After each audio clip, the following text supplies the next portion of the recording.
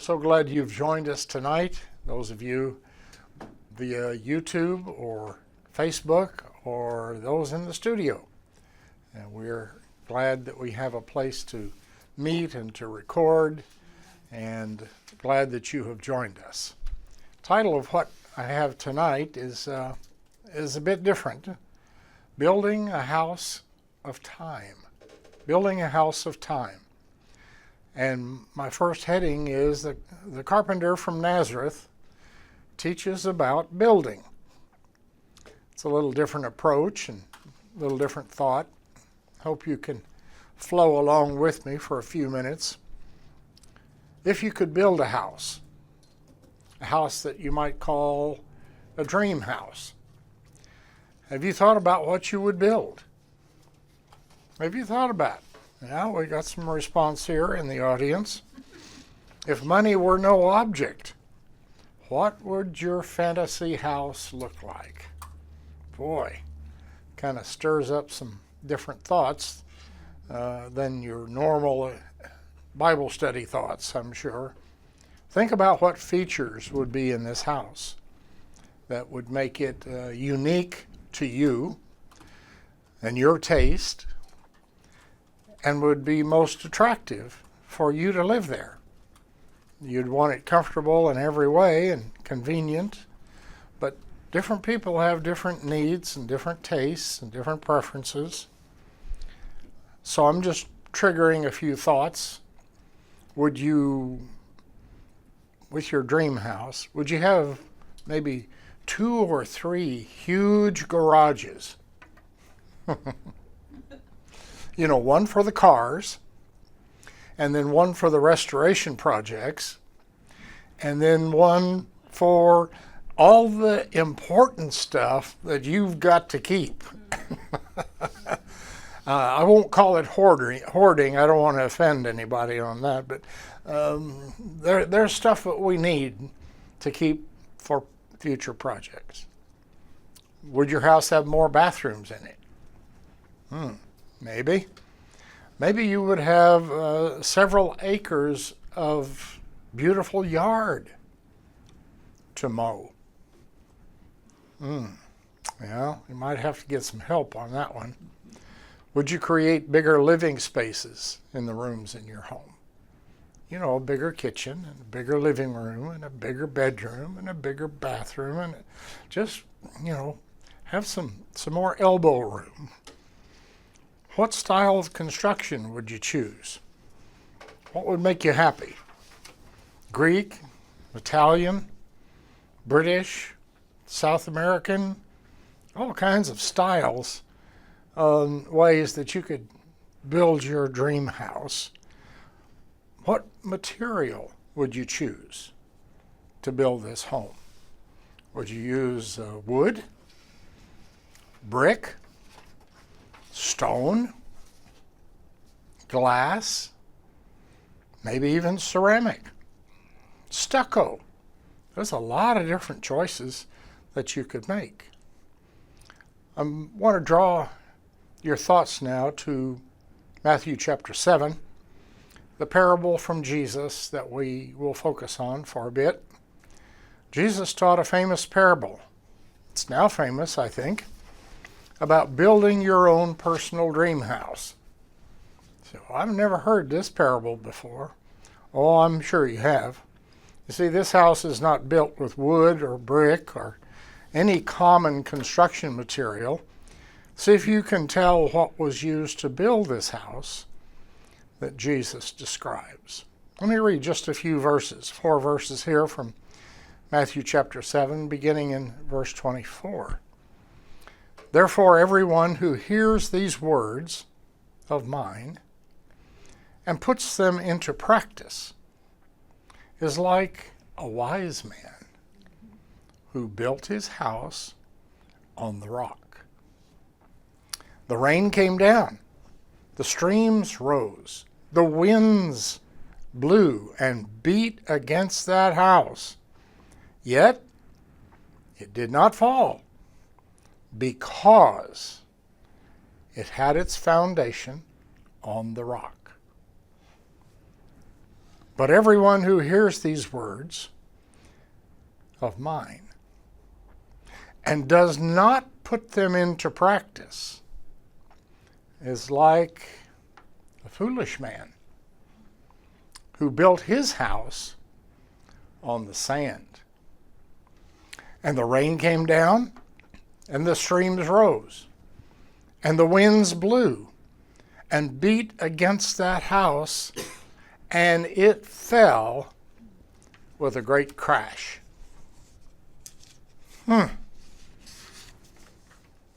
Our house is a house of time. Jesus is not referencing a purely physical house, but he speaks to what a person builds with their own personal choices in this life. The material used for the construction of the dream house that we're talking about in your life is time. Time is the construction material used to build this house. We each have equal amounts given to us on a daily basis. Now, I know we have different lengths of time in our lifetime, but on a daily basis we have the same amount of time that is allocated to us. The great contrast between the wise man and the foolish man is in how they chose to spend their time. How do I spend what I'll call the currency of my time? If you think of it as currency, then you get the picture of spending, that you've got the Chicago roll in your pocket and you're peeling off the $100 bills. And you're spending your time like currency. How do I spend my 24 hours of each day? Allow me to give you what might be a typical example. Probably not true for every one of us, but something close to, I'll say, a normal average. Well, we would have school or work, one or the other. That would take about 8 hours, approximately. You probably have some commuting time to go back and forth to school, back and forth to your work, your job, your occupation. Maybe that's another hour total every day. Well, you got to get some sleep along the way somehow, if you can. And we'll just allocate 8 hours to the sleep. And I know some of you are saying, oh, I wish. I would wish for 8 hours. I'd like to have 8, but let's just say 8. Then there's some eating that you've got to do. You've got to feed the machine. So maybe including preparation time, shopping and chopping and slicing and dicing and cooking, maybe a couple of hours, 2 hours of eating, maybe. Then there's some things of personal care, taking a shower and shaving your old face, and then things around the house, personal duties of just household things that got to be kept up. Got to make your bed in the morning, right, ladies? And so we got maybe 2 more hours. And then there's those very important hobbies and entertainment, things that help us enjoy our life, all kinds of hobbies, and they're therapeutic. They're good for us in many ways. Entertainment, some people spend a lot more in entertainment than others. Others just quite entertained watching the others as they are entertained. So maybe we got another 2 hours. And you know what we've got left? The time remaining is 1 hour. 1 hour is left. My point is that most of our time seems to be taken, or maybe not taken, but committed. There's nobody with a pistol that is taking our time from us, usually.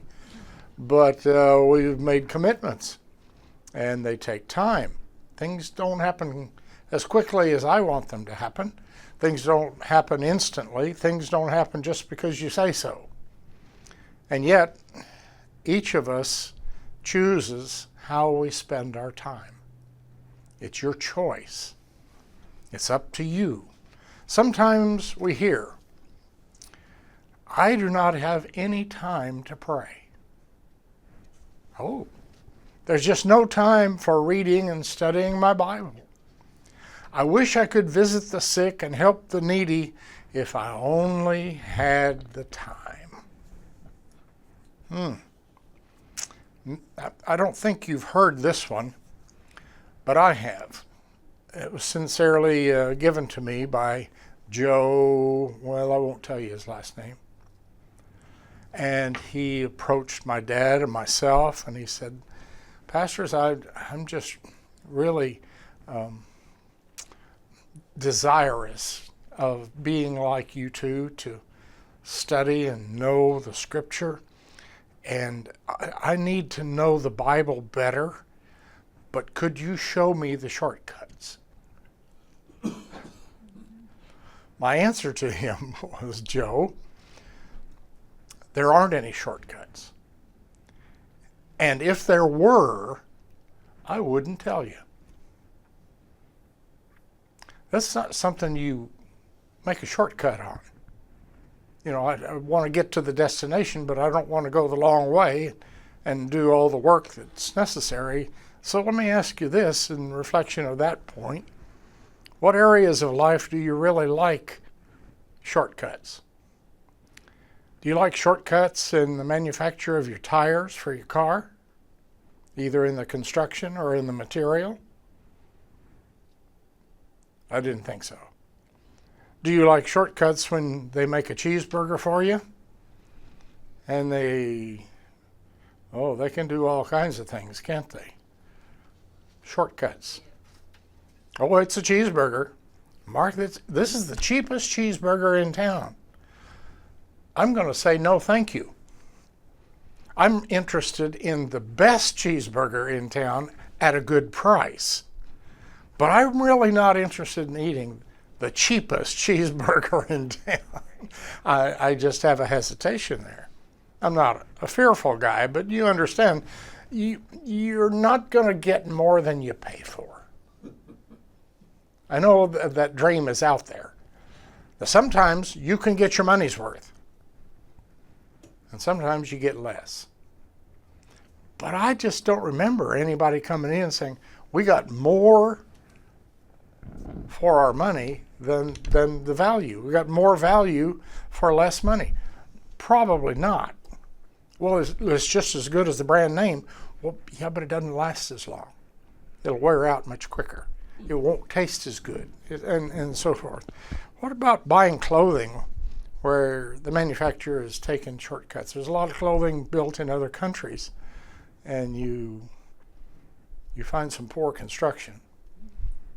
It's not sewn together with double thread, double seam, it's single. Maybe even the material is short, and oh no, it doesn't cover all of me. It's just too short. Maybe it's too narrow. Do you like furniture with shortcuts in the material used? You know, that sawdust stuff? Boy, I don't. I don't like that sawdust material in the furniture. I like wood. It's heavier, it lasts longer, and it's durable. I like it better, but you know, it is heavier to move. Well, sometimes. We all have the time. I know that's a difficult thing and a truth that some don't want to face, but it remains that we have chosen how to spend the time in a different way. We all have the same currency, starting in the morning. In this parable that Jesus taught about construction, both men decided to build a house. Both men. The wise man and the foolish man. Also, both men experienced the same crisis of weather in the rain, the flood, and the wind. No difference. No difference. I know there are people that say, well, I've just been dealt a bad hand. Things are just against me. I can't catch a break. It seems like you just have all the things going for you. How come? No, we actually have the same conditions to deal with. We drive the same roads. We have to deal with the same challenges and issues. Some are stronger in certain areas than others. The difference in their choice of foundation was not apparent when the sun was shining. When the weather is nice and everybody is happy, nobody notices the devastation, the effect, the cost, what plays out because the foundation is different. It's all good weather. Everybody's happy. We're having a picnic today. We're celebrating somebody's birthday. Somebody was born today. It is in the crisis of life that the foundation of our house is proven to be critical and valuable. It's when things turn ugly, the weather turns bad. Well, I'll just pray that it'll never rain again in my neighborhood. No, you don't want that. You'll soon have a desert. Well, but if it rains all the time, we'll be like Seattle, Washington. They grow webbing between their toes. There's so much rain there. Knowing the words of Jesus, and he separated twice, hearing them and putting them into practice. We can all sit Sunday morning and hear the words. We can all hear the same words. But the key is step 2. Do you put them into practice? Putting them into practice is the foundation that he stated here. That's the difference between the two houses. It doesn't matter the style, the materials used for framing and for roofing and for the siding. It doesn't matter. It's the foundation that is critical. I've heard some talk from people, and I won't give their names, but on some I could, and it reveals their chosen foundation of this life. They tell me more than they think they are. They tell me more secrets than they really want to admit to. So I've been with some young people that said, I don't believe the Bible is reliable.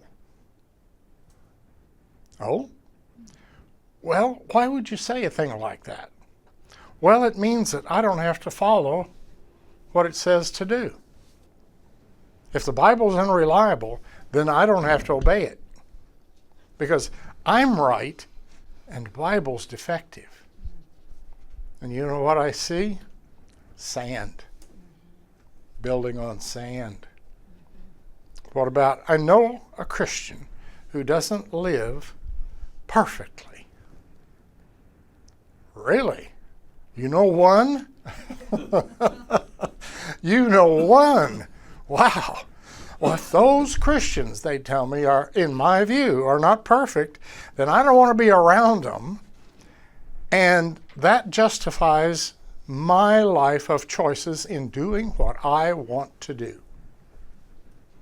Because somebody else isn't perfectly practicing their Christianity. Now, I am exonerated from having any standard whatsoever. Can you imagine standing before the great white throne judgment alone, as we will, and God says, here's some video of some stuff you did. Why'd you do that? Well, it was his fault. He's not perfect. I said, no, but he's not here yet. We'll talk with him a little later. We're talking with you, sir. Why did you choose to do this? Well, nobody else obeys the rules. I can fudge. Well, I can't stand those religious hypocrites. We've heard this one just recently. Assumption, and this is crazy. The assumption, I can't go to church because of the hypocrites. Too many hypocrites there. The assumption is that hypocrites are the only people that go to church, and they don't go anywhere else. They don't go to the ball game. They don't go to the marketplace. They don't go to the gas station. They don't go to the dentist. They don't go to the doctor. They don't go to work. Hypocrites only show up at church. Isn't that weird? You know what I hear? Sand. Sand. Building their life on the exceptional failure of someone else. Oh, but I think that church is just all that stuff is a waste of time. Well, what is it that you really choose to entertain yourself? Would you call that a constructive use of your valuable time and currency? I've got one more. I don't need to know the words of Jesus Christ. Everybody goes to the same heaven anyway. Sand, my friend. Do you hear the sand? The foundation is faulty. It's unstable. We'll get to that here in a minute. You have to choose your foundation. All those other choices that we talked about at the beginning, the rooms, the garages, the extra space, the acres and acres of yard. Well, I didn't realize I'm going to have to mow it all. Yeah. The foundation is the most important, most critical. Everything is built on a foundation. Are you choosing to build your house of time based upon a foundation of sand?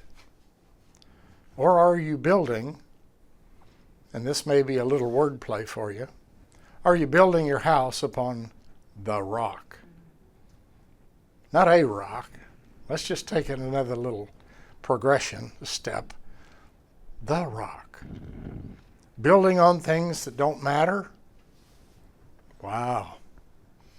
Things that please the fickle culture around us?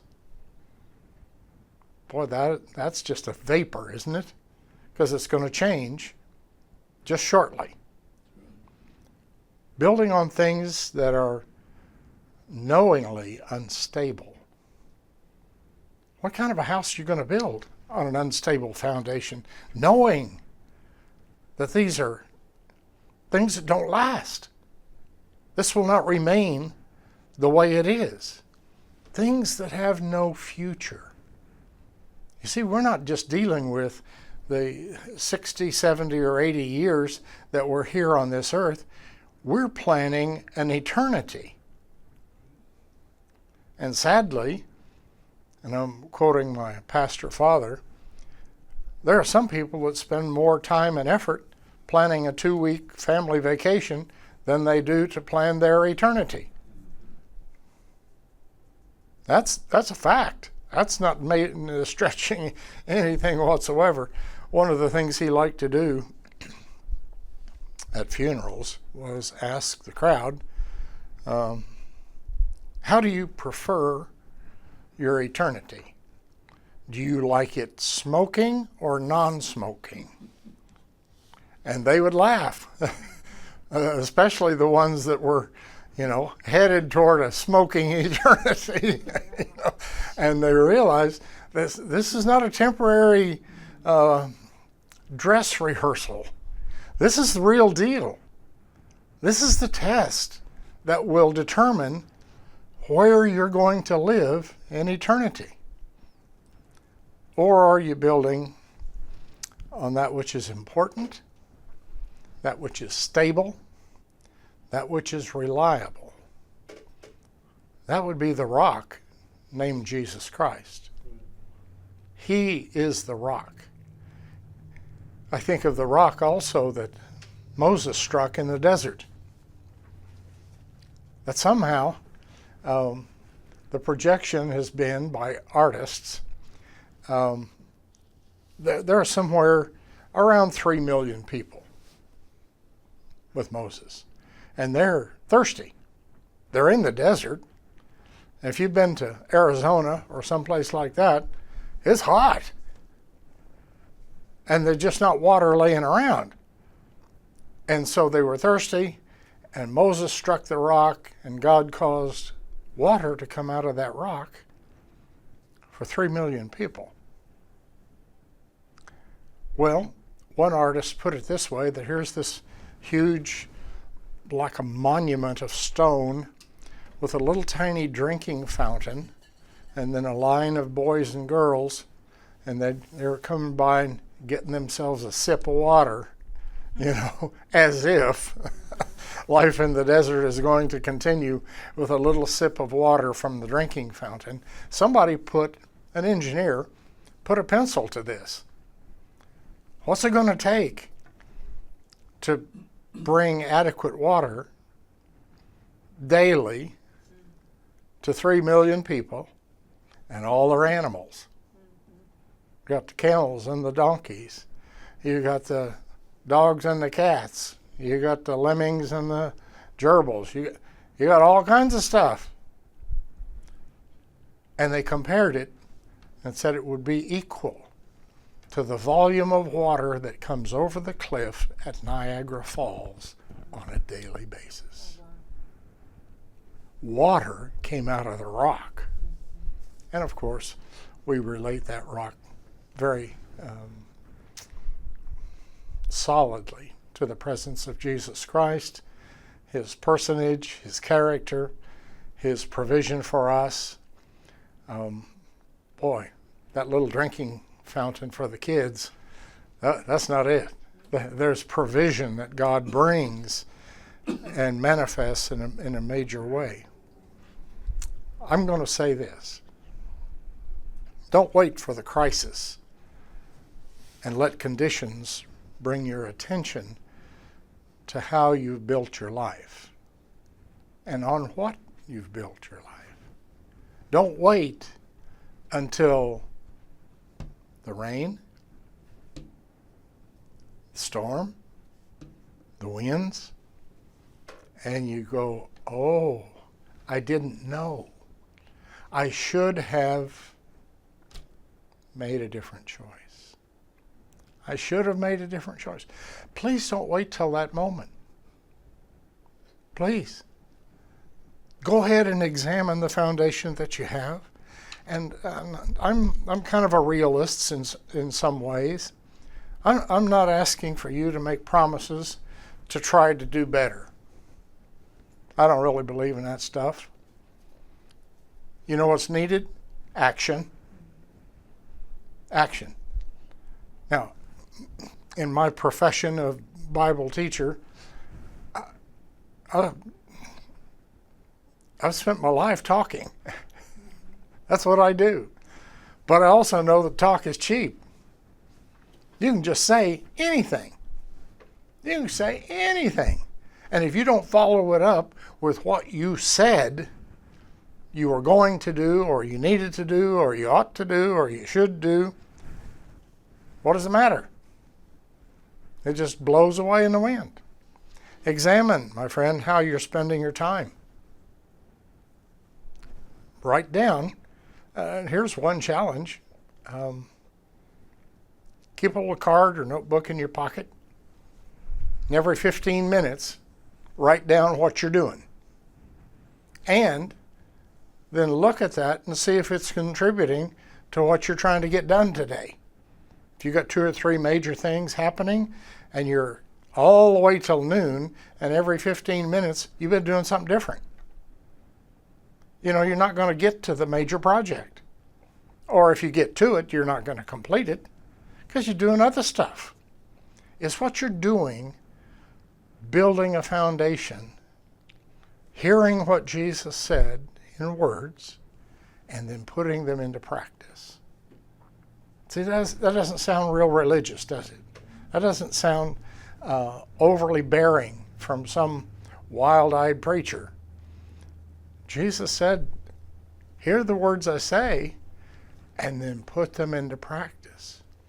And there's just two descriptions he has. If you do this, you're a wise man. If you don't do it, you're foolish. Well, I'm kind of in the middle. No, there's not a third choice here. You know, you've got a high and a low on your oven at home, and you got a medium. There's just not any medium on this. You're just doing it or you're not doing it. Jesus Christ is the rock of foundation. It is He. It is His character. It is His person, and it is His teaching that is timeless in its truth and in the transforming power to build a life that will last. If your life is built on sand, even though you may be a good church member, maybe you're hanging around with Christian people, maybe you believe you are a Christian, but your foundation doesn't match what we're talking about. You've got to have the foundation upon Jesus Christ Himself. Receiving Him as Savior, of course, is the first major step. And I'm sure that if you're watching this video that you probably have made that first step. At least I'm assuming that. Enthroning Him is the next step. Enthroning Him as the Lord, the Master, will just add the rock of your life. He's the foundation. Can you imagine what will happen when you try to rearrange the foundation? What's going to happen to the house? You're going to cause it to fall down. Start over. Just start over.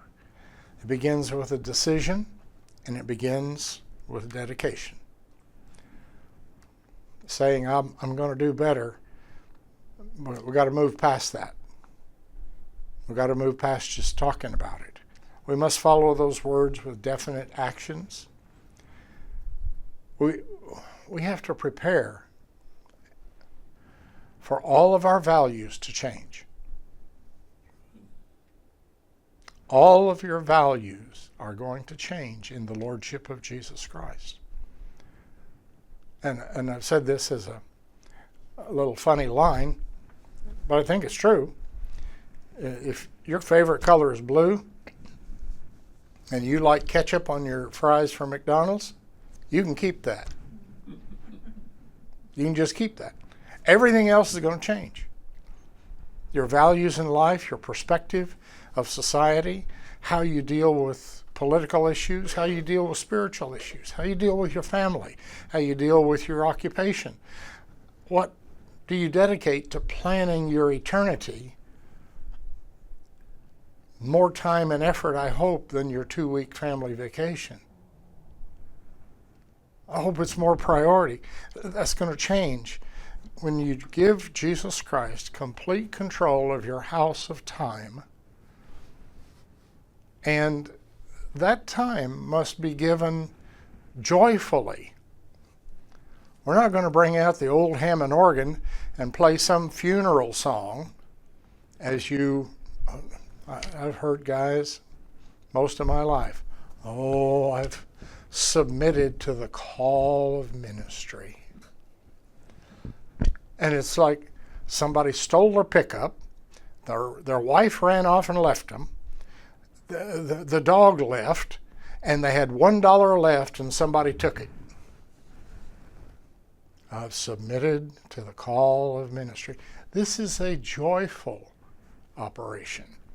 This is something that should make you honored to be called and privileged to be empowered for the will and the purpose of God to become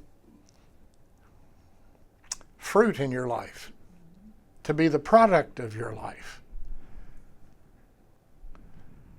Choosing the right foundation. We're building a house of time right now. We're building our dream house. How's yours going? I trust that your foundation is on the rock, Jesus Christ, and you are diligently and joyfully putting His sayings His words into practice in your life. God bless you tonight. We hope to see you again. Amen. This program has been produced by Lives Devoted to Ministries, home of training trainers to lead. We hope you enjoyed this program. For more information on how to contact us and to view other teachings, you can visit ldtms.org.